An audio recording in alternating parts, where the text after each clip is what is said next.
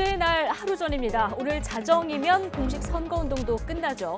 이재명 후보는 최대 격전지 수도권 곳곳을 누비고 윤석열 후보는 제주에서 서울까지 강행군 일정입니다. 심상정 후보는 청년과 진보를 상징하는 장소들에 집중하고 있습니다. 네, 최후의 한 표라도 잡기 위한 총력전이 벌어지는 가운데 선거를 관리해야 할 선관위, 사전투표 과정뿐 아니라 보관 과정에서의 논란까지 더해졌습니다.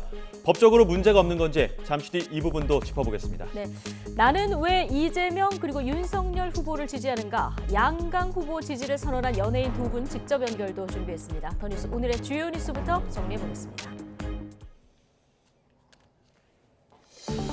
선거운동 마지막 날을 맞아 이재명 민주당 후보는 최대 승부처인 수도권에서 집중 유세를 펼치면서 중도층 공략에 나섰습니다. 이 후보는 유세에서 노동 생산성이 올라가고 있는 만큼 노동 시간을 줄여야 삶의 질이 좋아지지 않겠느냐면서 직장 근로자의 노동 조건 개선을 약속했습니다. 윤석열 국민의힘 후보는 최남단 제주부터 서울로 북상하며 마지막 득표전을 힘이 쏟고 있습니다. 윤 후보는 유세에서 민주당 정권의 각종 부정부패가 묻히고 민주주의가 죽어가고 있다며 이런 나라를 바꾸기 위해 내일 꼭 투표해달라고 당부했습니다. 러시아와 우크라이나 대표단이 3차 협상을 갖고 민간인 대피를 위한 인도주의 통로를 오늘 가동하기로 했습니다. 외교 접촉이 진행되고 있지만 러시아군의 공세가 계속되면서 민간인 사망자는 400명을 넘어선 것으로 집계됐습니다. 미국 정부가 유럽 동맹에 참여 없이 독자적으로 러시아산 원유 수입을 금지하는 조치를 검토하고 있습니다. 독일을 비롯한 유럽 국가들은 러시아 에너지 의존 비율이 높아 원유 수입 금지 제재에는 미온적인 상황입니다. 강원 지역 산불 가운데 가장 길게 이어졌던 영월 산불이 발생 93시간 만에 진화됐습니다. 경북 울진 산불은 절반 정도 진화됐지만 발생 면적이 넓고 수시로 바뀌는 바람의 영향으로 불길은 여전히 꺼지지 않고 있습니다. 코로나19 신규 확진자가 닷새째 20만 명대를 기록한 가운데 위중증 환자는 2달여 만에 1,000명대로 올라섰습니다. 방역당국은 이달 중순 이후 확진자 수가 35만 명 정도로 정점을 찍을 것으로 전망하고 있습니다.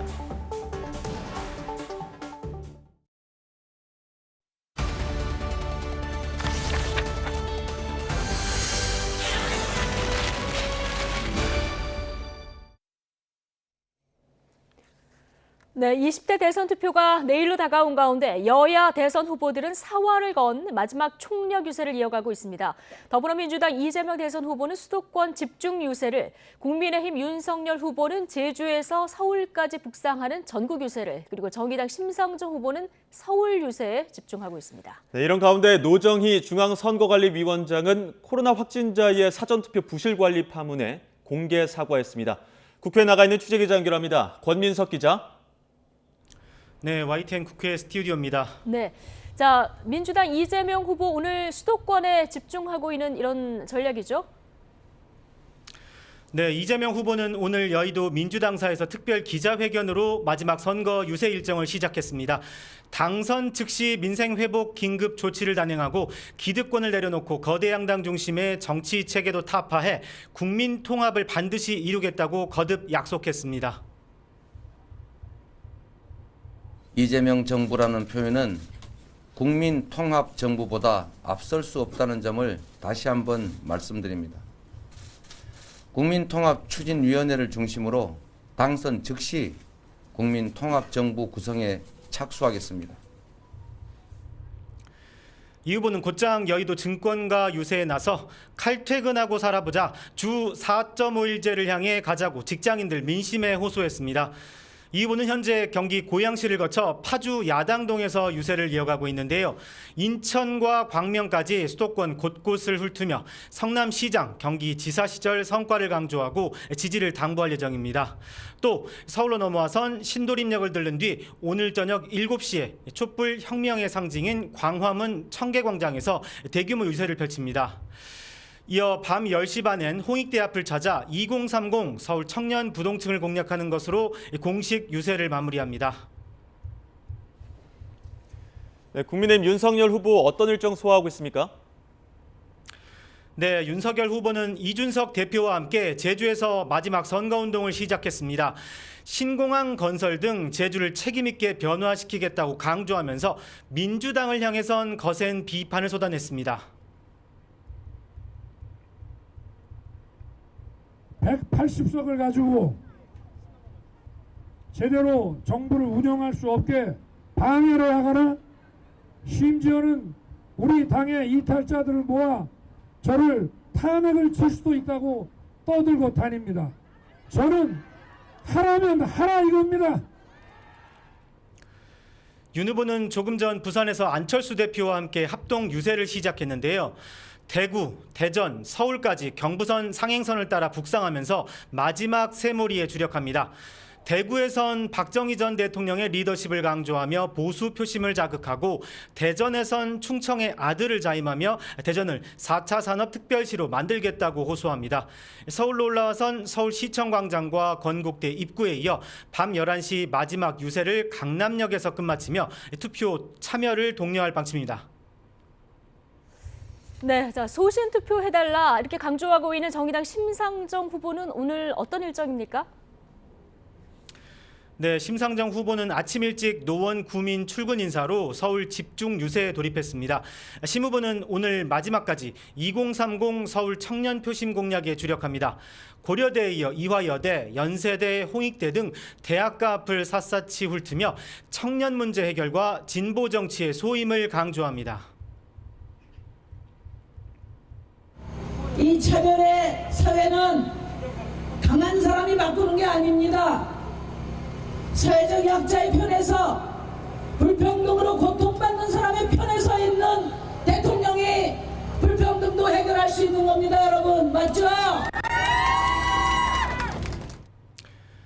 오늘 아침 CBS 라디오 인터뷰에서도 이재명, 윤석열 두 후보가 모두 통합 정치를 말하는데 정치적 목적을 위해 모든 걸 먹어치우는 것도 통합 정치냐 이렇게 반문하면서 다당제를 위해 소신 투표해달라고 호소했습니다.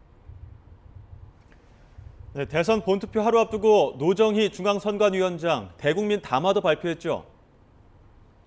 네, 오늘 낮 12시 중앙선관위 과천청사에서 노정희 선관위원장이 기자회견을 냈습니다.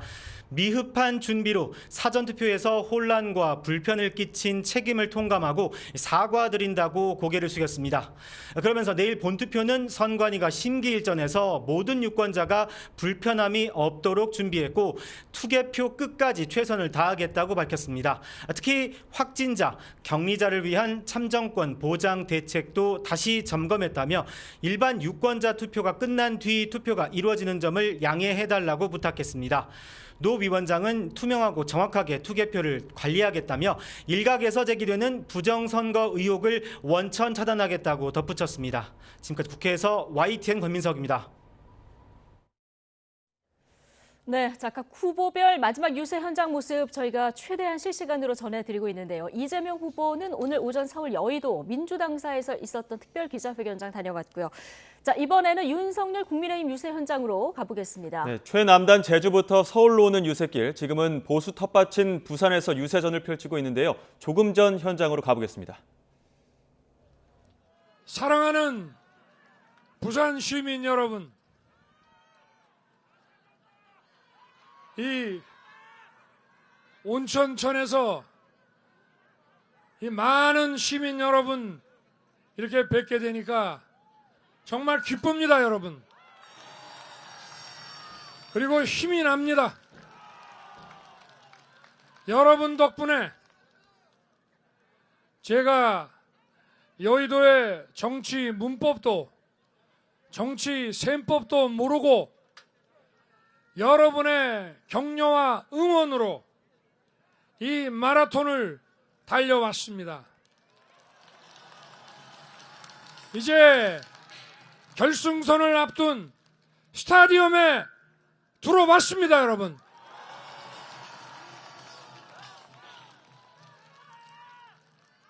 여러분의 마지막 응원으로 제가 결승선을 1등으로 끊게 도와주십시오.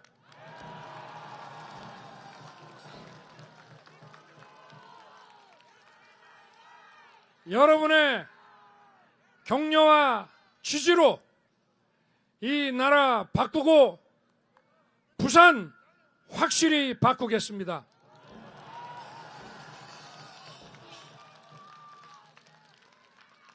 저는 정치를 하기 전부터도 부산을 자주 찾았지만 올 때마다 이런 생각이 듭니다. 암스테르담, 베네치아, 캘커타, 마카오 이런 도시들을 한번 생각해 보십시오. 세계적인 해양 도시고 세계적인 무역 도시입니다. 수산업으로 출어자금 금융과 수산물 창고 금융에서 시작해서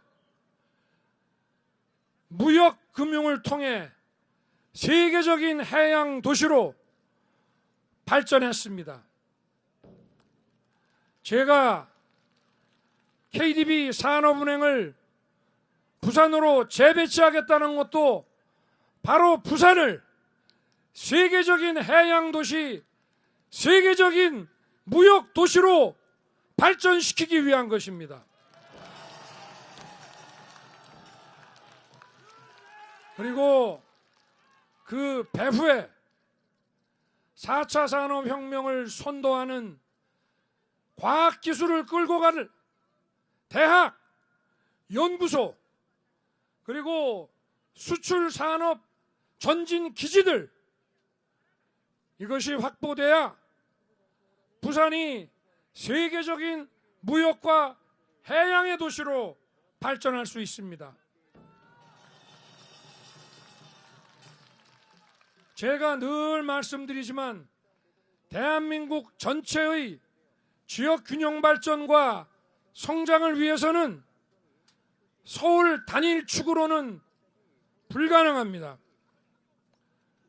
저는 서울과 부산의 두 개의 축이 작동되어야 대구와 광주와 함께 발전하고 대전도 함께 발전함으로써 대한민국 전체가 일어날 수 있습니다, 여러분.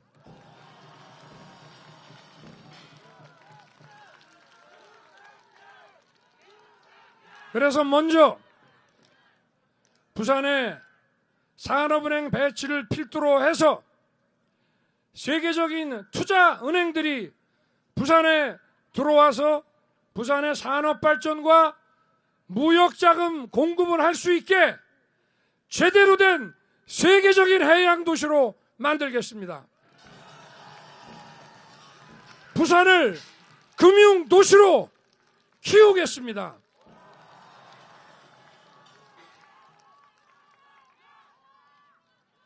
그러기 위해서는 우리가 또 국민 여러분께서 해 주셔야 될 일이 있습니다. 자유민주주의와 법치가 확립되지 않은 지역에 기업인들이 투자하지 않습니다, 여러분. 전 세계 투자은행들이 왜 런던으로 몰려가고 미국으로 몰려가는 줄 아십니까? 자유민주주의와 법의 지배가 확실히 서기 때문입니다, 여러분.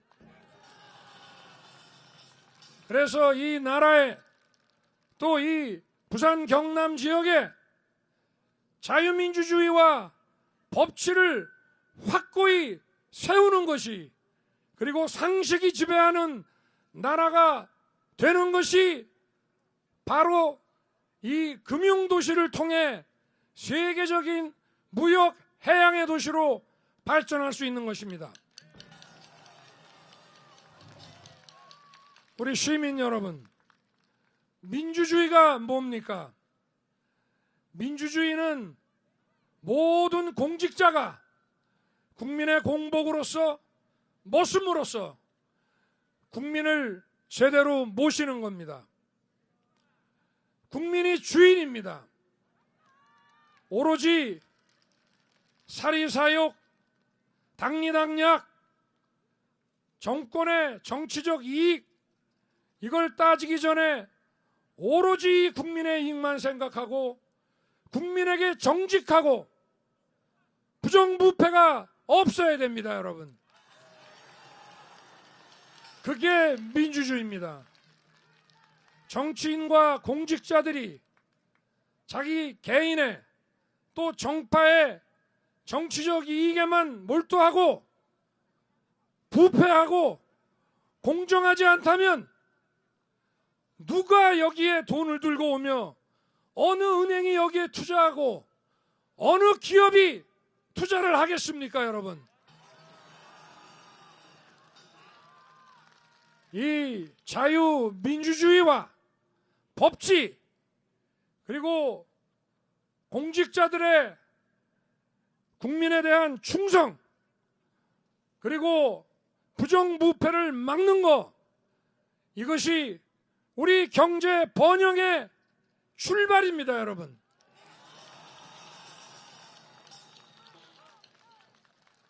지난 5년간 민주당 정권의 일당 독재 행태를 보면 이건 민주주의라고 할 수 없습니다. 그렇죠? 저런 대장동같이 8,500억을 김만배 일당이 다 털어먹고 그리고 그 부정부패와 저 돈의 귀착점이 어디인지 자금 추적도 안 하는 그런 정권은 경제 번영시킬 수 없습니다, 여러분.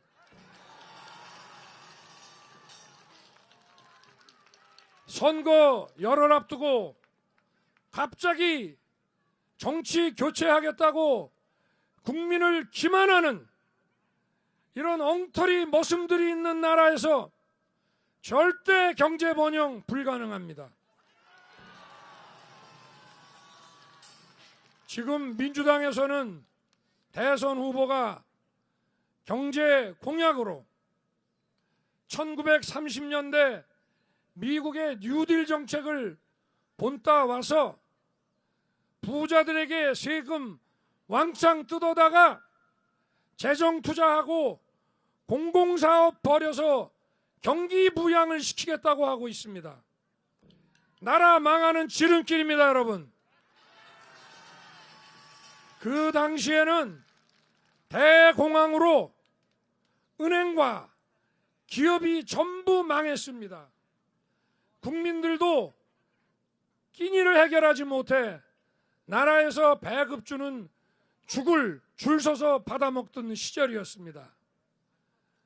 그래서 은행가요 변호사 출신인 루스벨트가 은행 제도를 개혁하고 적자 재정을 편성해서 정부가 기업이 못하니까 할 수 없이 정부가 재정 투자했던 것입니다. 지금은 우리 기업 돈 많습니다. 그리고 우리 은행 시퍼렇게 빵빵합니다, 여러분. 네, 자, 윤석열 후보의 부산 유세 현장 발언 듣고 오셨습니다. 오늘 각 후보 유세 현장 발언들은 2부 전국 대답에서 조금 더 자세히 다뤄보도록 하고요. 이 소식도 좀 보겠습니다. 선거 유세를 하던 민주당 송영길 대표 어제 습격을 당했는데 송 대표를 둔기로 수차례 가격한 70대 남성 경찰 조사에서 진술을 거부하고 있는 것으로 알려졌습니다. 네, 범행 동기 파악에 어려움을 겪고 있는 경찰은 오늘 내로 이 남성의 신병 처리 방안을 결정하겠다는 계획입니다. 취재기자 연결합니다. 신준명 기자. 네, 사회 일부입니다. 예. 자, 송영길 대표 다행히 위험한 곳은 피해가서 오늘부터 붕대 감고 유세에 동참하는 이런 모습도 볼 수 있었는데, 자, 이 송 대표 피습은 어제 정오쯤 발생한 일이죠? 네, 그렇습니다. 유튜브 방송을 하는 70살 남성 표모 씨가 송영길 더불어민주당 대표를 습격한 건 어제 정오쯤입니다. 당시 송 대표는 서울 신촌 젊음의 거리에서 이재명 민주당 대선 후보 선거 유세 활동을 하고 있었는데요. 시민들에게 주먹 인사를 하던 송 대표 뒤로 보이는 남성이 표 씨입니다. 그런데 표 씨는 갑자기 송 대표에게 달려들더니 한 손에 들고 있던 검은 물체로 송 대표의 머리를 수차례 강하게 내리쳤습니다. 표 씨가 사용한 둔기는 검정 비닐봉투로 감싼 망치였던 것으로 현장에서 확인됐는데요. 당시 현장에 있었던 민주당 관계자의 말을 들어보겠습니다. 갑자기 나이 드신 할아버지가 망치 꺼내갖고서 그냥 3번 이상을 때렸더라고요. 3초 만에 싹 들어가고 때렸더라고요. 머리를 심하게 다친 송 대표는 곧바로 인근 대학병원 응급실로 옮겨진 뒤 봉합수술을 받았습니다. 송 대표는 두개골 바깥 부분이 함몰되면서 뇌진탕 소견을 받아 병원에서 수술을 받았습니다. 다행히 생명에는 지장이 없어 어제 퇴원한 송 대표는 오늘 오전 서울 여의도 1인 유세를 시작으로 마지막 선거 유세 활동에 동참했습니다. 네, 70대 남성 경찰 조사에서 진술 거부하는 걸로 알려졌는데 경찰 수사는 순탄치 않은 상황이죠? 네, 표 씨는 어제 범행 직후 현장에서 경찰과 시민들에게 제압당한 뒤 현행범 체포돼 서울 서대문 경찰서로 압송됐습니다. 표 씨에게는 특수상해와 선거유세 방해 혐의가 적용됐는데요. 표 씨가 대부분의 진술을 거부하고 있어서 경찰이 범행 동기 등 정확한 사건 경위를 파악하는데 다소 어려움을 겪고 있는 것으로 전해졌습니다. 경찰은 오늘 내로 추가 조사를 마친 뒤에 구속영장 신청 등 신병 처리 방안을 결정할 계획입니다. 표 씨는 한미연합훈련을 반대한다고 주장하는 진보 성향 유튜버로 알려졌습니다. 지난해 8월 여권에서 한미연합훈련을 연기해야 한다는 주장이 확산할 당시 송 대표는 한미 간 합의된 훈련은 불가피하다며 한미연합훈련 원칙론을 고수했는데요. 표 씨는 이에 반발해 송 대표의 공식 일정을 지속적으로 쫓아다니며 항의의 뜻을 전달한 것으로 전해졌습니다. 국민의힘 이준석 대표는 이에 대해 오랜 기간 송 대표를 따라다닌 것 같은데 계획된 범죄인 것 같다며 무탈하길 기원한다고 자신의 SNS에 적기도 했습니다. 표 씨가 벌인 피습 사태와 관련해 민주당 이재명 후보와 국민의힘 윤석열 후보 등은 용납할 수 없는 일이라며 잇따라 규탄 성명을 냈고 문재인 대통령도 민주주의에 대한 테러로 결코 있어서는 안 될 일이라고 지적했습니다. 지금까지 사회 일부에서 전해드렸습니다.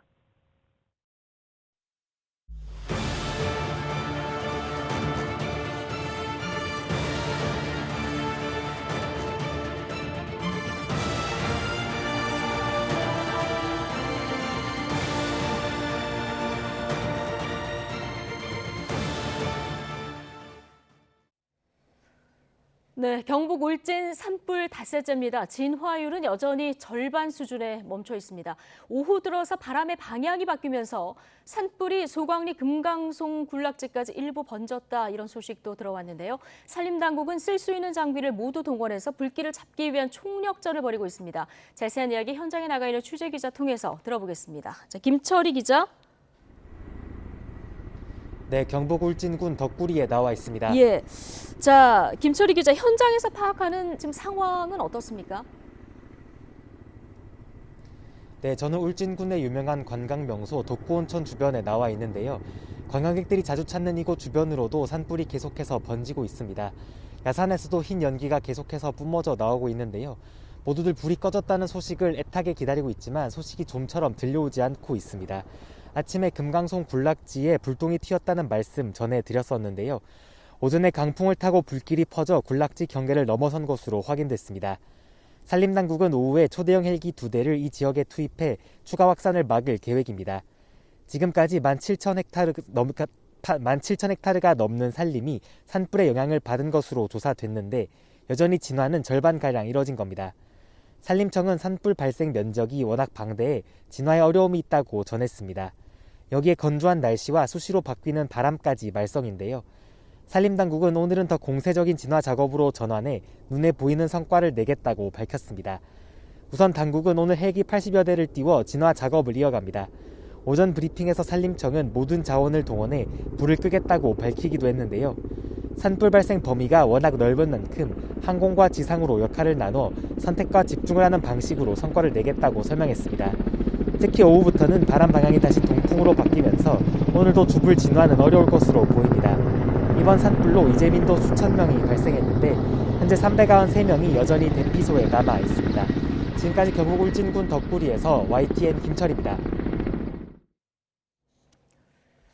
네, 자 강원도 강릉 동해에서 산불이 시작된 지는 나흘째입니다. 화마가 지나간 지역은 형체를 알아볼 수 없게 타버린 모습인데요. 산림당국은 오늘 오전 중에 큰 불을 잡겠다 이런 목표로 진화 작업을 벌이고 있지만 주불 진화를 했다 이런 소식은 아직 들려오지 않고 있습니다. 현장에 나가 있는 취재기자 연결해 보겠습니다. 김혜린 기자.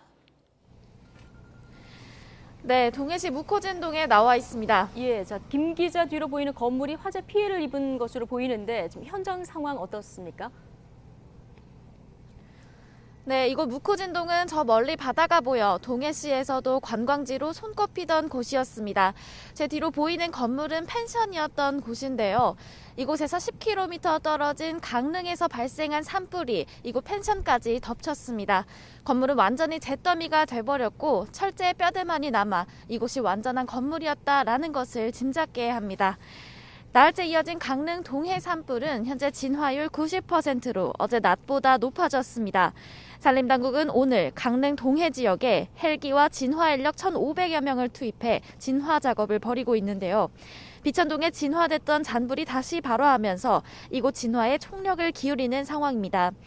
산림당국은 오늘 오전 중에 이곳 지역에 큰 불을 잡고 남는 인력과 장비를 울진이나 삼척 등 상황이 더 심각한 곳에 보낼 계획이었습니다. 하지만 낮 1시가 넘은 지금 아직 주불 진화 소식은 들려오지 않고 있습니다. 강릉 동해 지역은 어제도 주불 진화 가능성이 제기됐는데요. 하지만 짙은 연기로 시야 확보가 어려워 낮 한때 헬기 진화 작업이 중단되는 등 어려움을 겪었습니다.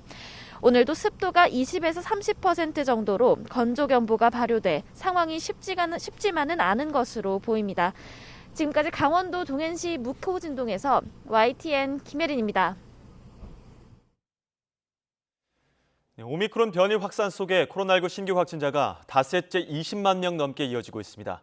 위중증 환자도 급증하면서 2달여 만에 1,000명대로 올라섰고 사망자도 186명이 나왔습니다. 취재기자 연결해서 자세한 소식 살펴보겠습니다. 정유신 기자. 네, 사회 2부입니다. 네, 하루 20만 명 넘게 확진자가 계속 나오고 있는데 벌써 닷새째죠? 네, 그렇습니다. 오늘 0시 기준 코로나19 신규 환자는 20만 2,721명입니다. 확진자 수는 전날보다 8,000명 가깝게 줄었지만 벌써 닷새 연속 20만 명을 넘기고 있습니다. 오미크론 변이 확산 속에 일주일 전과 비교해 1.5배, 5주 전과 비교해 11배가 넘는 신규 환자가 이어지고 있습니다. 60대 이상 확진자가 급증하면서 위중증 환자와 사망자도 크게 늘고 있습니다. 위중증 환자 수는 52명 증가한 1,007명입니다. 2주 전인 지난달 말보다 2배가량 늘어난 수치고 위중증 환자가 1,000명을 넘긴 것은 64일 만입니다. 어제 하루 사망자는 186명이 늘어나 역대 두 번째로 많은 사망자가 나왔습니다. 중환자 병상 가동률도 60%에 육박하면서 병상 부족 우려도 커지고 있습니다. 오늘 0시 기준 전국의 중환자 병상 가동률은 59.6%, 수도권 중환자 전담 병상 가동률은 55.7%입니다. 재택치료 환자도 지난 5일 이후 100만 명을 넘어선 상태입니다. 0시 기준 재택치료자 수는 7,500여 명이 늘어난 116만 3천여 명입니다. 이 가운데 하루 2번씩 모니터링을 하는 집중관리군은 18만 명에 육박하고 있습니다. 정부는 재택치료 집중관리군 24만 명까지 관리가 가능하다는 입장입니다. 대선일인 내일 확진자는 일반 유권자들이 투표를 마친 뒤인 오후 6시부터 7시 반까지 90분간 투표가 가능합니다. 현재 내일 투표에 참여할 확진된 유권자 규모를 정확히 예상하기는 어렵지만 재택치료자 116만여 명 가운데 18세 이상은 88만 명 정도로 추정되고 있습니다. 지금까지 사회 2부에서 YTN 정유신입니다. 러시아와 우크라이나는 3차 회담을 열어 오늘 인도주의 통로를 가동하기로 의견을 모았지만 교전 중단 같은 극적 타결은 없었습니다. 피난민이 몰려들면서 폴란드 도시 곳곳에는 과부하가 걸렸지만 시민들은 공존을 위한 노력을 이어가고 있습니다.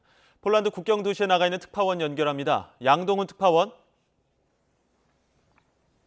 네, 우크라이나 폴란드 국경 도시 프셰미실에 나와 있습니다. 네, 3차 회담에서도 의견 차이 좁히지 못했는데 오늘 오후에 인도주의 통로는 가동할 예정이죠? 네, 러시아와 우크라이나가 지난 2차 회담 장소였던 벨라루스 남서부에 있는 벨라베슈 숲에서 다시 만났습니다. 이번 회담에서도 교전 중단 등 결정적인 타결은 없었고 양국 간의 입장 차이가 여전히 크다는 게 다시금 확인됐습니다. 우크라이나 대통령실 측은 핵심 의제인 정치적 문제, 전투 중단, 안전 보장 등에서 강도 높은 논의가 계속됐다고 밝혔습니다. 러시아 측은 여전히 크림반도 병합에 대한 인정과 칠러 분리주의 지역에 대한 독립 승인을 요구하고 있습니다. 우크라이나는 영토 문제에 있어서 굴욕적인 양보는 하지 않을 거라고 밝힌 바 있는데요. 젤렌스키 대통령은 러시아의 요구에 대한 해법이 있다면서 푸틴 대통령과의 직접 회담을 요구했습니다. We have the possible resolution for these three items, key items. What needs to be done is for President Putin to start talking, start the dialogue, instead of living in the informational bubble without oxygen. 다만 이번 회담에서는 민간인 대피를 위한 인도적 통로 개설에 일정 부분 합의하고 현지 시각으로 오늘 오전 10시, 우리 시각으로는 잠시 뒤인 오후 4시에 통로들이 가동될 예정입니다. 다만 마리우폴 일대에 대한 인도적 통로 개설이 무산된 바 있어서 실제로 민간인 대피가 이뤄지는지는 지켜봐야 하는 상황입니다. 네, 러시아와 우크라이나 회담은 계속 이어가고 있지만 전선은 여전히 치열한 모습 아닙니까? 네, 그렇습니다. 러시아는 우크라이나 주요 도시들에 대한 공습과 포격을 이어가고 있습니다. 수도인 키이우와 제2도시 하르키우 등에는 공습과 폭격이 이어지고 있고 남부에 있는 항구 도시 마리우폴은 수도와 전기까지 끊긴 채로 총공세에 들어간 상황입니다. 또 러시아군이 우크라이나 제3도시인 오데사에 대한 총공격을 준비하고 있다는 관측도 나옵니다. 우크라이나 국방부는 헤르손을 점령한 러시아군이 오데사로 이동하려는 움직임이 포착됐다고 주장했습니다. 오데사는 우크라이나에서 가장 큰 항구 도시로 인구 100만 명이 넘는 대도시입니다. 헤르손을 손에 넣고 마리우폴까지 집중 공격을 벌이고 있는 러시아가 오데사까지 무력화시킨다면 우크라이나의 해상 교통로는 사실상 모두 막히는 셈이 됩니다. 네, 우크라이나 피난민들이 몰려들고 있는 폴란드, 별다른 문제는 없습니까? 네, 현재 가장 많은 우크라이나 피난민들이 몰려들고 있는 국가 바로 이곳 폴란드입니다. 매일 10만 명이 유입되고 있는 거로 추산되는데요. 우크라이나 국경과 인접한 도시인 프셰미실 중앙역 안은 피난민으로 가득 차 있고 역 주변에는 구호 물품이 또 잔뜩 쌓여 있습니다. 인구 6만 명인 작은 도시에 수많은 피난민들이 몰려들고 있는 상황인데요. 넓은 마음으로 불편함을 감수하고 있다는 시민의 이야기 들어보겠습니다. Myślę, że Przemyśl jest mały, ale ludzie w Przemyślu mają ogromne serca i będą pomagać bardzo długo i tyle. 전쟁이 이어지면서 폴란드 내 가스, 전기 요금 등도 급등하고 있습니다. 부동산 가격 상승까지도 우려되는 상황인데요. 폴란드 정부는 국제적인 지원을 통해 문제를 해결해 나가야 한다는 입장입니다. Mam nadzieję, że nie. Mam nadzieję, że oczywiście państwo polskie ma też ograniczone możliwości pojemnościowe, ale wierzę, że organizacja, jaką jest Zjednoczenie w ramach Unii Europejskiej i kraje, które nam pomogą 네, 지금 양특파원 나가 있는 프셰미실에 한국인 플룻 연주자도 등장했다던데 피난민들에게 많은 감동이 되고 있다면서요? 네, 플루티스트인 송솔나무 씨가 프셰미실 중앙역과 피난민 캠프를 방문해 피난민들을 위로하기 위한 노래들을 연주했습니다. 송 씨가 연주한 곡은 직접 작곡한 노래인 내 고향. 아이들은 아낌없이 박수를 치고 감동을 받은 피난민 여성이 눈물을 흘리며 송 씨에 다가와 안기기도 했습니다. 기회가 되면 이렇게 연주를 하고 또 아무래도 이제 음악이라는 것 자체가 사람들을 많이 또 위로하고 또 힐링을 줄 수 있다는 그런 생각에 이렇게 오게 되었습니다. 송 씨는 여러 민간단체 홍보대사로 활동하고 있는데요. 피난민들의 현실을 직접 보고 실태를 알리기 위해 프셰미실을 직접 찾았다고 합니다. 송 씨는 또 직접 준비한 작고 가벼운 피리인 휘스를 주변 아이들에게 선물하기도 했습니다. Do you like music? Yes, I like music. Very like music. 피난민들의 아픔에 공감하는 듯한 맑고 청량한 피리 소리, 좁고 불편한 캠프에 모인 피난민들에게 따뜻한 위로가 됐습니다. 지금까지 폴란드 프셰미실에서 YTN 양동훈입니다.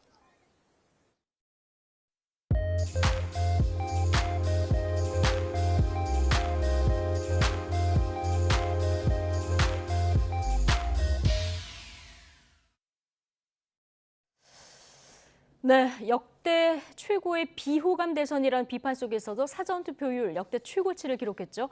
하지만 높은 선거 열기에도 불구하고 선거를 관리해야 할 선관위의 부실 관리 논란은 오늘도 이어지고 있습니다. 자세한 내용 김광삼 변호사와 짚어보겠습니다. 어서 오십시오. 네, 안녕하세요. 예, 지난 주말 사전투표 당시에 선관위 부실 관리 때문에 그 여파가 오늘까지도 이어지고 있는 이런 상황인데 네. 가장 최근에 불거진 논란부터 좀 짚어보겠습니다. 이게 투표 과정에서뿐만 아니라 보관 과정에서도 논란이 있는데 경기 부천하고 제주에서 이게 투표함이 사무국장 사무실에 보관된 일이 밝혀졌어요. 구체적으로 어떻게 된 일입니까?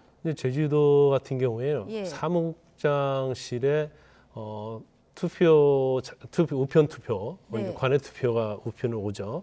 그것이 보관돼 있었는데 사실은 지금 공직선거법에 보면 예. 우편 보관함이랄지 사전 투표함은 반드시 영상 기록물 장치에 의해서 이것을 녹화하도록 되어 있거든요. 그런데 우편 투표함과 사전 투표함을 녹화할 수 있는 영상 정보 처리 기기가 설치된 장소에 보관한다. 네네. 이게 이제 공직선거법에 규정이 되어 있다. 네, 예. 그런데 문제가 뭐냐면 제주도 같은 경우는 아예 사무국장실에 CCTV가 없다는 거예요. 물론 제주도 선관위도 마찬가지로 당시에 투입하기 전이기 때문에 네. 별다른 문제가 없고 또 투표 참관인들 오기를 기다렸다 이렇게 얘기를 하고 있어요. 네. 그렇지만 영상 저장 기록 장치를 설치한 데서 보관하도록 돼 있는 취지는 네. 반드시 투표함뿐만 아니라 그 과정에 있어서 투명성을 위한 거 아니겠습니까? 그렇죠. 그래서 법 규정에는 그렇게 돼 있다 하더라도 사실은 CCTV랄지 이게 투명하게 관리될 수 있는 영역이 있어야 한다는 것이 이번에 이제 허점이라고 볼 수 있고요. 예. 그다음에 이제 경기도 부천 같은 경우에는요.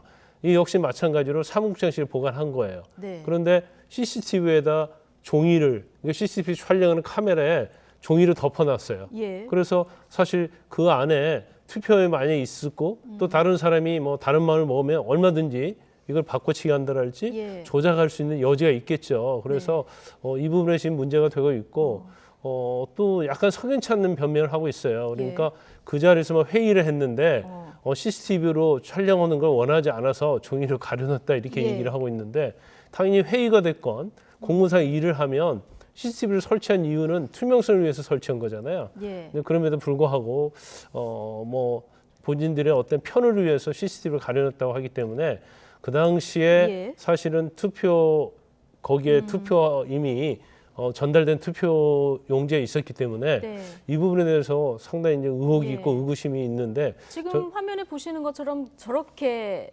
종이로 CCTV를 가려는 모습인데 네. 말씀하신 대로 이제 회의 참가자들이 원치 않아서 가려둔 것이다. 이런 얘기를 하고 있는 상황인데 물론 조작하거나 그럴 리는 없겠습니다만은 2022년도 대선인데 지금 너무 원시적으로 관리된 게 아닌가 좀 이런 생각도 듭니다.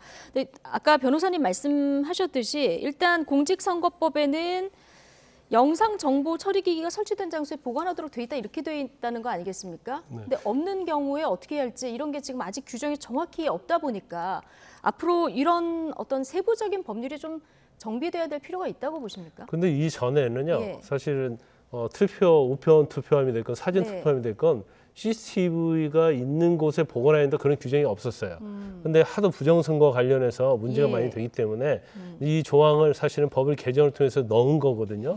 그러면 사실은 투표라는 것은 처음에 기표를 한 순간부터 네. 나중에 개표할 때까지 과정이 다 투명하고 사실은 어떠한 부정적 요소에 개입되지 않도록 만들어낸 게 맞거든요. 예. 그럼 투표만 CCTV로 감시하는 것은 별다른 의미가 없다는 거죠. 왜냐하면 예. 그 중간에 있어서 이런 투명성을 보장할 수 없게 한다고 하면 문제가 발생하는 거기 때문에 예. 법 규정에는 이 부분에 대해서 명확하지는 않아요. 그렇지만 그 CCTV에 설치된 곳에 보관하고 하라는 취지에 보면 전체적인 어느 투표 용지랄지 투표함이 머무른 곳에서는 반드시 영상 기록물 장치에 예. 의해서 감시가 되는 게 법 취지에 맞다 이렇게 생각을 하는데 예. 명확히 규정이 없기 때문에 아마 이번 선거를 학습 삼아서 예. 규정이 좀 완비가 돼야 하지 않나 싶습니다. 예. 지금 보관 과정에서 문제점도 살펴봤는데 투표 과정의 문제점도 지금 하나둘이 아닌 이런 상황입니다. 어제 이제 전해드렸습니다마는 확진자, 격리자 사전 투표하는데 그 투표용지를 직접 넣지 못하고 소쿠리라든가 쓰레기 봉투에 받는 이런 모습들을 이제 볼 수가 있었는데 자, 선관위가 이게 비밀, 직접 선거 원칙을 위반했다 이런 지적이 나오고 있고요. 변협에서도 성명도 냈어요. 이 부분은 분명히 이제 법을 위반한 것 같아요. 예. 그러니까 지금 공직선거법에 의하면 지금 헌법에 뭐 보통 평등, 직접 비밀 선거 아닙니까? 그러면 기표에서 기표를 한 다음에 예. 그 자리에서 바로 투표 참가인이 보는 자리에서 투입을 하도록 돼 있거든요. 네. 근데 이거 자체를 수거를 해가지고 어떤 사람이 뭐 종사자가 투표함에 넣으러 간다. 이 예. 자체가 굉장히 불분명하고 또 경우 때는 바꾸치기도 할 수 있고 굉장히 의심스러운 그런 것을 그런 상황이 될 수밖에 예. 없어요. 그래서 이거 자체는 사실은 굉장히 선관위에서 잘못한 거다 이렇게 보고 네. 명백하게 직접이랄지 비밀 투표 위반이 되는 사항이에요. 그래서 예. 이 부분을 왜 이렇게 그냥 무사안일하게 처리했을까 이런 생각이 좀 듭니다. 예, 선관위는 선거법상의 한 투표소에 투표함 한 개밖에 설치할 수 없었다 이런 논리를 대고 있는데 지금 관련해서 뭐 고소 고발도 시작이 된 것 같습니다. 이 선거 이후에도 이 부분은 조금 논란이 될 수 있을까요? 논란이 굉장히 될 거예요. 왜냐하면 지금 여야 후보 자체가 예. 지금 지지도에 있어서는 굉장히 초박빙이잖아요. 박빙을 넘어서 초박빙이거든요. 네. 그러면 결국 표의 어떤 차이가 미세하고 조그만 차이가 있을 때 경우에 따라서 어느 쪽이든 여기 대해서 이의 제기를 할 수가 있는 거죠. 그래서 네. 뭐 다시 투표함이랄지 그 과정에 대해서 법원을 통해서 소송을 통해서 검증을 하자고 할 주장이 대두될 가능성이 예. 굉장히 크다고 봅니다. 네. 그런데 사실 이 이런 식으로 투표하는 것 자체에 대해서는 이미 지난 사전투표 하기 전에도 실무자들이 많이 익명으로 아니면 네. 실질적으로 개선해야 한다는 의견을 올렸어요. 근데 이거 사실 중앙선관위에서 이 부분을 이제 묵살했다 예. 볼 수 있고 사실 실무적인 측면에서 보면 선거를 가장 전문적으로 많이 해본 사람이 실무자들 아닙니까? 예. 그럼 실무자의 의견을 들어야 하는데 제가 볼 때는 아마 상당히 고위직이나 임원직에서 이 부분에서 별거 아니라고 생각한 것 같아요. 그리고 사실 어떤 지방의 시, 군, 구가 있으면 예. 선거관리위원장이 있는데 부장판사 출신들이 대부분 선거관리위원장으로 있거든요. 예. 그래서 이분들은 법을 전공하는 거 가장 전문가 아닙니까? 그래서 중앙선관위에도 이건 문제가 있다고 의견을 다 개진했다고 해요. 근데 그럼에도 일부 불구하고 언론에 이런 보도가 나오고 있죠. 그럼에도 예. 불구하고 왜 이런 식으로 계속 처리를 해서 문제가 발생했는지 굉장히 비판받아 마땅하죠. 선거를 경험해본 현장의 실무진들의 의견이 이제 받아들여지지 않은 부분, 이 부분도 좀 문제가 있다 이렇게 얘기를 해주셨는데 또 하나 특정 후보에 기표된 투표용지가 배부되는 사례도 있지 않았습니까? 네네. 누구에게 투표되는지 이게 공개가 돼서 또 논란인데 더군다나 지역 선관위별로 이게 유효편지, 무효편지 이 처리 기준도 달라서 혼선이 좀 있었어요. 그런데 지금 보니까 이건 유효표로 인정하기로 한 것 같습니다. 네. 원래 이제 공개된 투표 자체는 무효표예요. 예. 그러면 공개된 표라고 해서 투표 보관함에 넣습니다. 그러면 나중에 개표할 때 그 부분은 무효표로 처리를 하는 거거든요. 예. 근데 이거는 네. 투표한 사람의 잘못이 아니잖아요. 그렇죠. 그런데 투표를 이미 하고 간 기희 투표를 한 사람의 투표용지를 잘못 빼본 거잖아요. 예. 그래서 사실 이런 경우에 있어서는 투표 장소에 있는 관리인, 투표 관리관이 이걸 유효 투표로 할지 무효 투표로 할지를 참작하도록 되어 있거든요. 네. 그래서 처음에는 서울 은평에서는 이걸 유효 투표로 처리하고 예. 대구에서는 무효 투표로 처리를 했거든요. 예. 그럼 굉장히 일관성이 없을 뿐만 그렇죠. 아니라 이미 자기 주권을 행사한 투표자에 대해서는 어처구니 없는 상황이 발생하는 거예요. 그래서 아마 중앙선관위에서 일률적으로 이런 경우에서는 투표한 사람의 책임이 없기 때문에 네. 다 유효 투표로 하는 결정을 한 것 같습니다. 이 부분은 잘한 판단이라고 저는 잘한 판단이라고 예, 봅니다. 보시는 거고요. 자, 사전투표 당일에 상당수 투표소에서 신분증을 제출한 뒤에 줄을 서서 기다리다가 아프거나 또 춥거나 또 대리투표 방식이 마음에 들지 않아서 그냥 돌아간 분들 꽤 계시잖아요. 네. 자, 이분들은 어떻게 되는 건지도 궁금합니다. 선관위 입장부터 잠시 듣고 오시겠습니다. 시청자분들 가운데 투표하러 왔다가 이게 이제 지금 이 상황에서는 내가 내 투표권을 행사할 수 없다 하면서 그냥 돌아가신 분도 있지 않습니까? 그냥 네네. 예. 그분들은 어떻게 됩니까? 선거인이 누구인지 좀 특정되는 경우에는 예. 저희가 최대한 투표하실 수 있도록 저희가 준비를 하고 있는데 이 부분에 대해서는 예. 마찬가지로 투표하셨는지 안 하셨는지 어떤 사유로 이걸 놓고 가셨는지를 확인해야 되기 때문에 예. 저희가 일반적으로 답변 드리기는 지금 어려운 것 같습니다. 그럼 그분들이 어떤 네. 분이 있는지 지금 그걸 파악을 해야 되는데 네네. 그냥 가신 분들이 직접 다시 선관위 쪽에다 요청하지 않으면 알 수가 없잖아요. 뭐. 저희가 일단 기본적으로 투표 관리를 할 때는 투표 록이라는 걸 쓰게 되고요. 예, 예. 그리고 이번에는 이제 확진 유권자들에게 본인 확인서를 받은 바 있습니다. 네네. 그래서 이런 각종 자료를 종합해서 저희가 좀 특정할 수 있도록 최대한 노력을 하도록 하겠습니다. 네, 자 뭐 일반적으로 답변 드리기는 어렵다. 좀 원론적인 답변을 듣고 오셨는데 김광산 변호사님, 저 이들 구제 방법은 없습니까? 제가 볼 때는 쉽지 않을 거라 봐요. 일단 특히 이제 이번에 문제가 된 게 확진자들 아닙니까? 예. 확진자들이 실내에서 투표하지 않고 실외에서 투표했어요. 그런데 선거관리위원회에서 이렇게 확진자들이 많이 오리라고 예상을 못했던 것 예. 같습니다. 그런데 사실 지난번에 국회에서 나와서는 충분히 뭐 20만 명, 30만 명 대비를 하고 있어서 문제가 예. 없다고 그렇게 얘기를 했었잖아요. 예. 선관위에서. 그럼에도 불구하고 이 실외에서 투표를 하다 보니까 확진자도 굉장히 많이 몰린 거예요. 네. 그러면 사실은 처음에는 본인 확인을 하죠. 근데 본인 확인 자체도 확진자이기 때문에 지문 방식 그런 거 하지 않고 네. 대신해서 그 후에 있던 공무원이 신분을 확인을 해주는 거예요. 예. 근데 신분까지는 확인을 했는데 신분을 확인하면 이제 사전 투표 가면 투표 용지가 발급이 되거든요. 네. 그럼 투표 용지 발급돼요. 그런데 너무 사람이 많다 보니까 이제 밖에서 기다리는 거죠. 그래서 너무 춥잖아요. 더군다나 확진자 같은 경우는 건강 상태가 안 좋기 때문에 서서 기다리는데 한계가 있거든요. 그렇기도 하고 이런 상황에서 내가 투표할 수 없다 이렇게 생각하시는 분들도 그렇죠. 있어요. 잘못하면 뭐 본인의 어떤 신체 예. 치명적인 위험도 초래될 수 있잖아요. 예. 이제 그래서 그분들은 이제 돌아가신 분들이 상당수에 된다고 그럽니다. 예.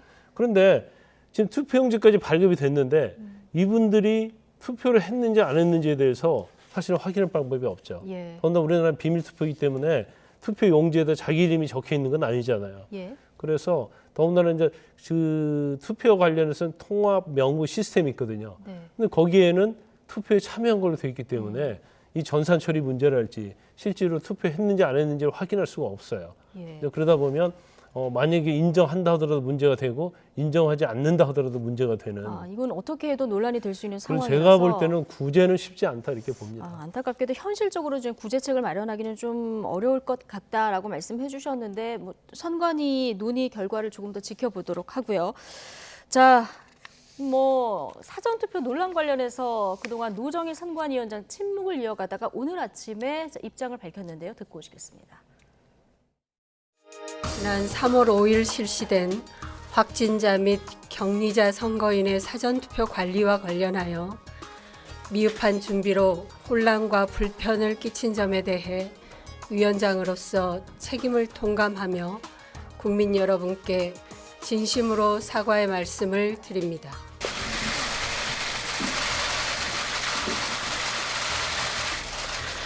코로나 확진으로 힘든 상황에서도 투표에 참여해 주신 유권자들과 고생해 주신 분들께 거듭 죄송하다는 말씀을 드리고 선거관리위원회는 심기일전하여 모든 유권자가 참정권 행사에 불편함이 없도록 준비하였고 투개표가 끝나는 순간까지 최선을 다하겠습니다.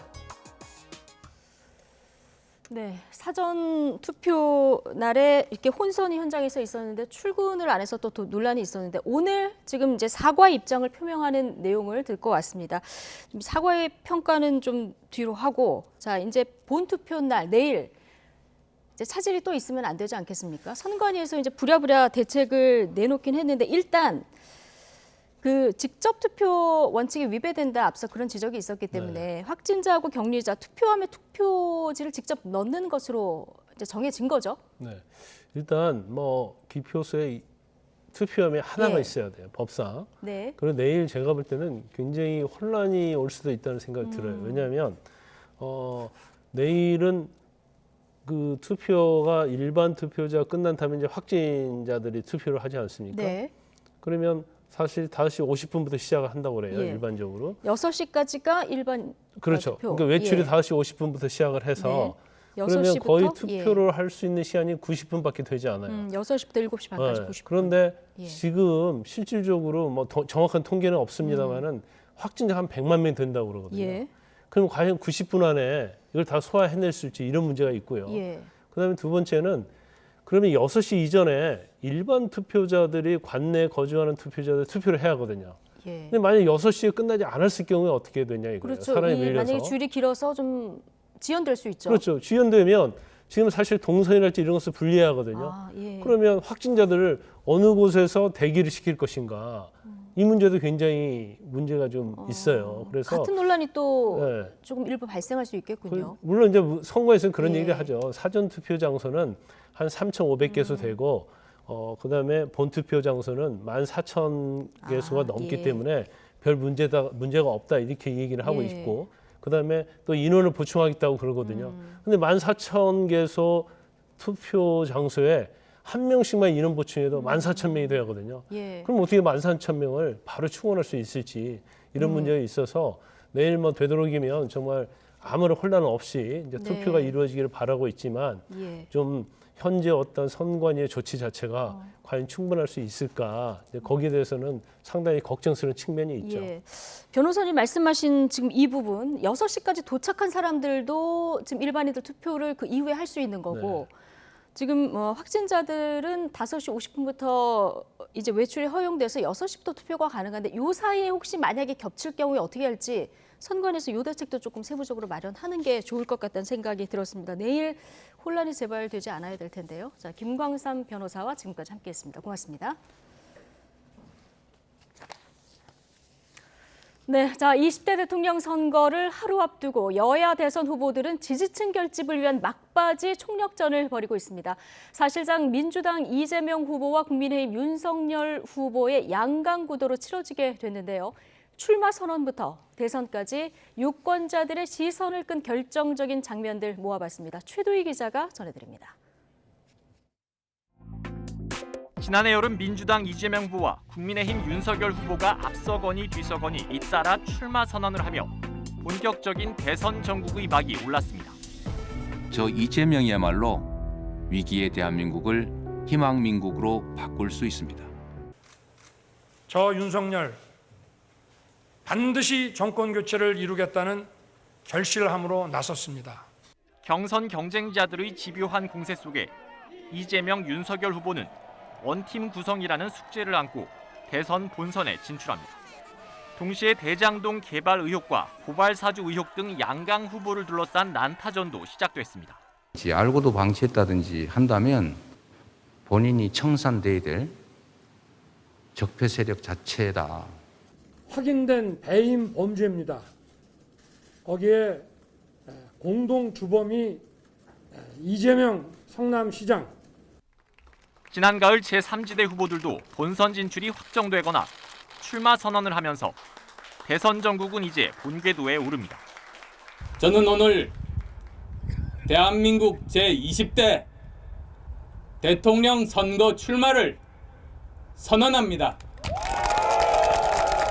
자랑스러운 정의당의 대선 후보의 소임을 무겁게 받아안습니다.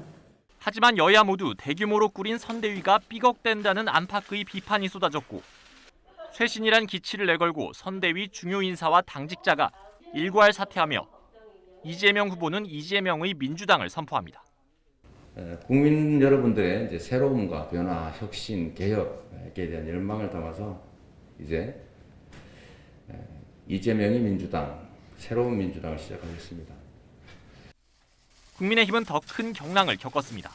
이준석 대표와 윤석열 후보의 갈등에다 김종인 총괄선대위원장의 사퇴까지 이어지는 극심한 내용 속에 선대위 해체를 선언하고 선대본부로 다시 꾸립니다. 철저한 실무형 선거대책본부를 구성하겠습니다. 실력 있는 젊은 실무자들이 선대본부를 끌고 나가도록 하겠습니다. 그러는 사이 유권자들 눈살 찌푸리게 하는 비방전은 거세졌습니다. 이재명 후보의 부인 김혜경 씨의 과잉 의전 논란, 윤석열 후보의 부인 김건희 씨의 허위 이력과 주가 조작 논란을 두고 벌어진 진흙탕 공방은 갈수록 거칠어졌습니다. 이쯤 되면 단순 전주로 보기는 어렵습니다. 최소한 공범 그 이상입니다. 아니 법인카드 그것도 세금으로 사용하는 카드를 가지고 카드 깡을 했다고요? 정신 나간 사람들 아닌가요? 역대급 비호감 대선이라는 오명 속에 중도층 지지를 받은 안철수 후보의 지지율은 한때 껑충 뛰기도 했습니다. 윤석열 후보와 단일화 논의가 오갔지만 지지부진 속도를 내지 못했고 이재명 후보는 통합정부를 내세우며 그 빈틈을 파고들었습니다. 국민을 통합하고 화해하고 연대하는 통합 대통령이 될 것입니다. 하지만 사전투표 직전 극적인 야권 단일화 발표로 대선 전국은 또 한 차례 커다란 변수를 맞이합니다.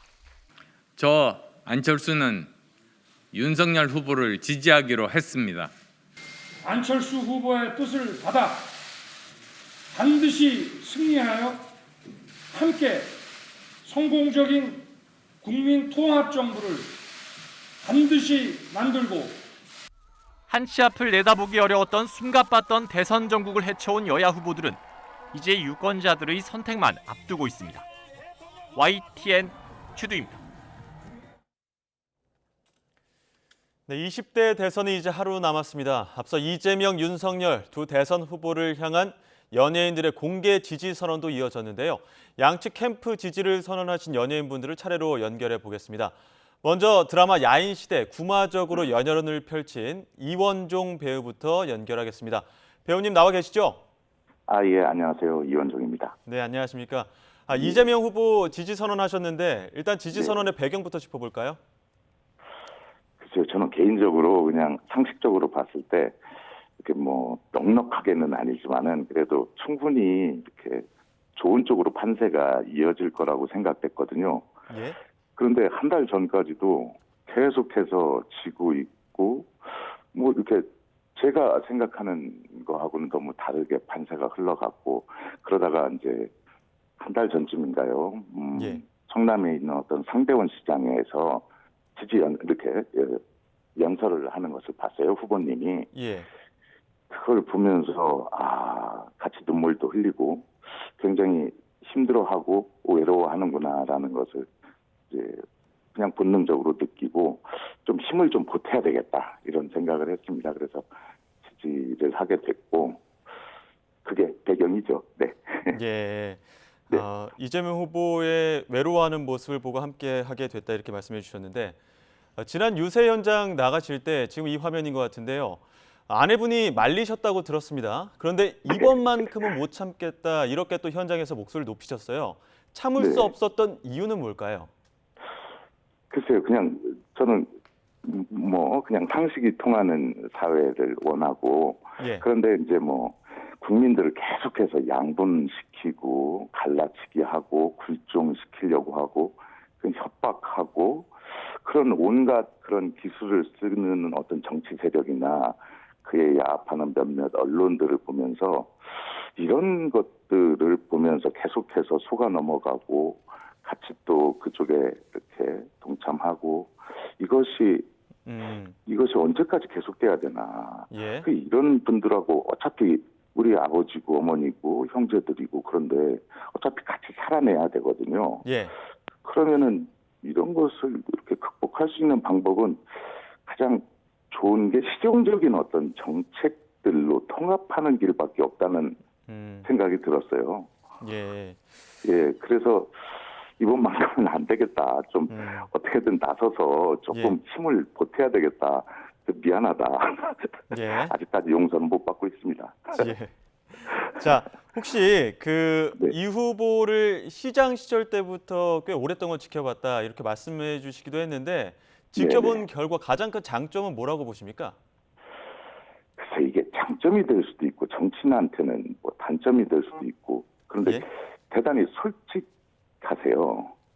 굉장히 솔직하다는 건 정치인한테 사실 잘 맞는 건지 그런 건지는 모르겠는데 그 개인적으로 볼 때는 이게 되게 부끄러움도 많이 타고 뭐 개인적으로 있을 때는 굉장히 개구지거든요.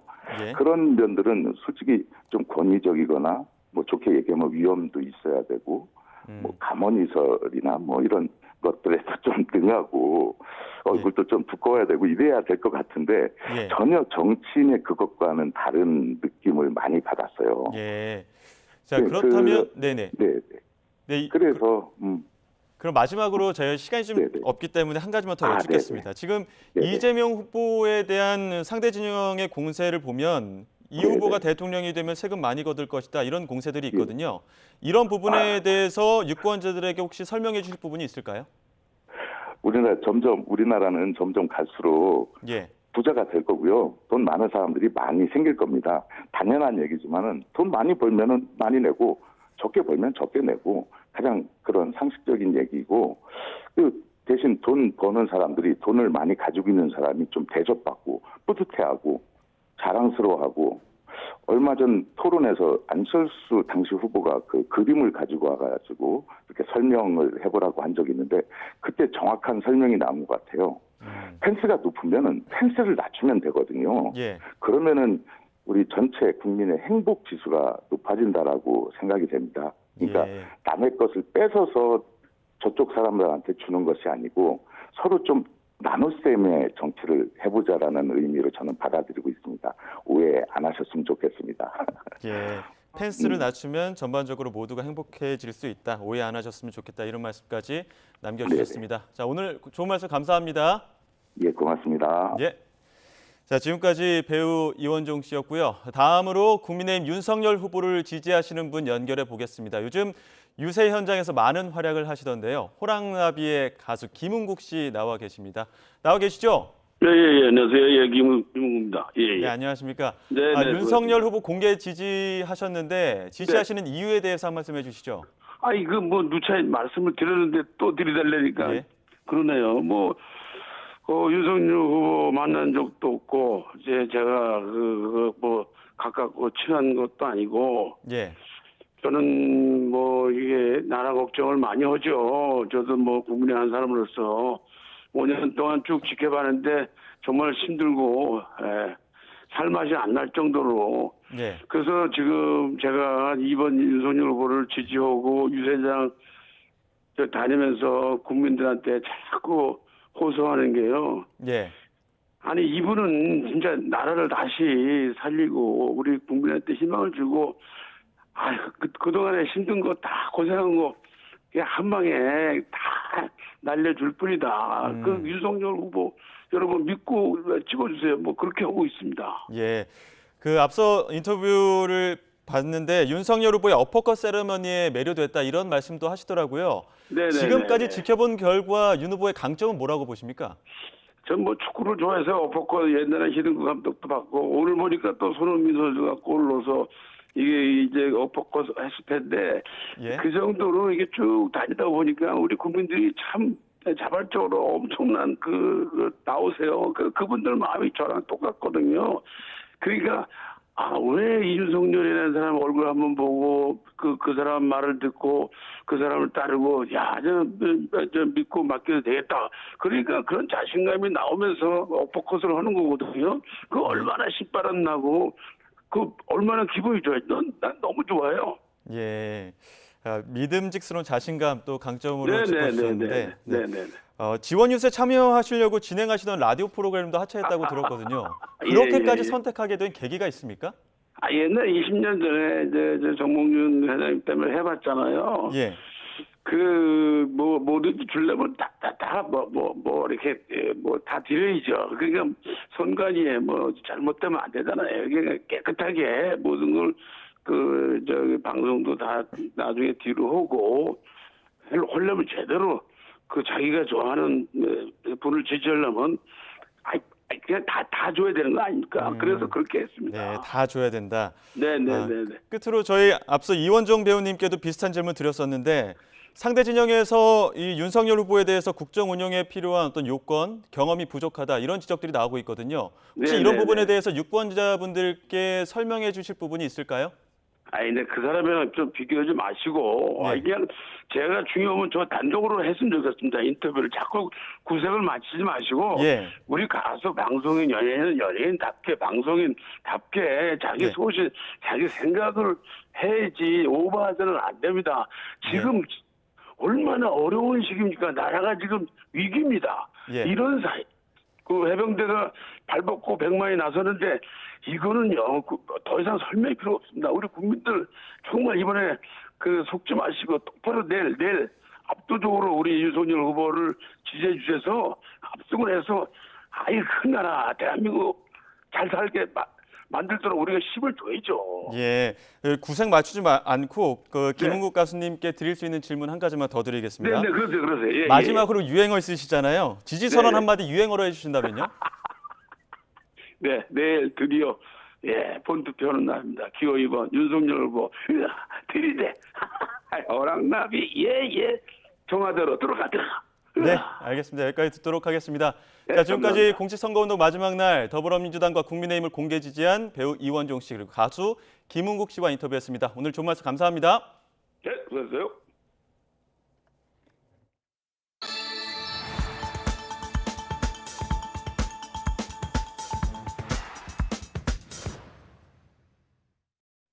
네, 완연한 봄 기운 속에 건조특보는 계속해서 확대되고 있습니다. 네, 대선일인 내일은 맑고 포근하겠지만 공기가 탁해질 것으로 보입니다. 자세한 날씨 알아봅니다. 원희다 캐스터.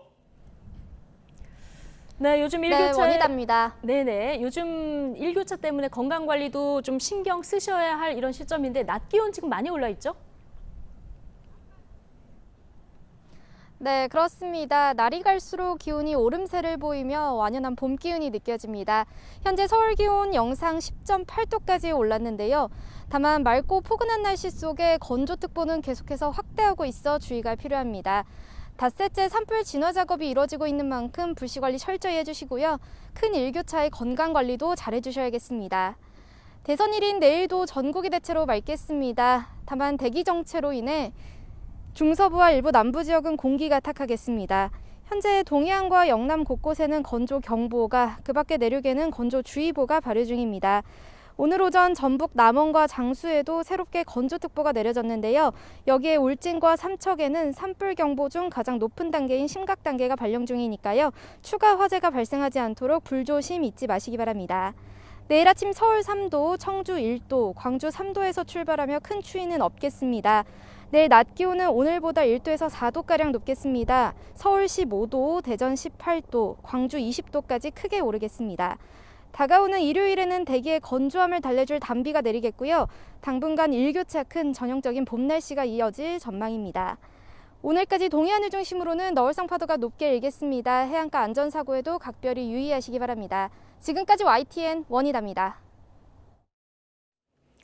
네, 뚜렷한 막판 상승세로 이재명 후보의 승리 가능성이 높아졌다는 여당. 자, 반면 야당에서는 격차를 더 벌려서 10%포인트 차로 윤석열 후보가 승리할 것이다. 이런 전망이 나왔습니다. 네, 피말리는 접전 속에 한 표라도 끌어모으기 위한 후보들의 막판 유세 총력전이 펼쳐지고 있는데요. 여론조사 금지 기간 여론은 어떻게 돌아가고 있을지 잠시 뒤 여야 분석 직접 들어보시죠. 저희는 잠시 뒤 더 뉴스 2부로 돌아오겠습니다.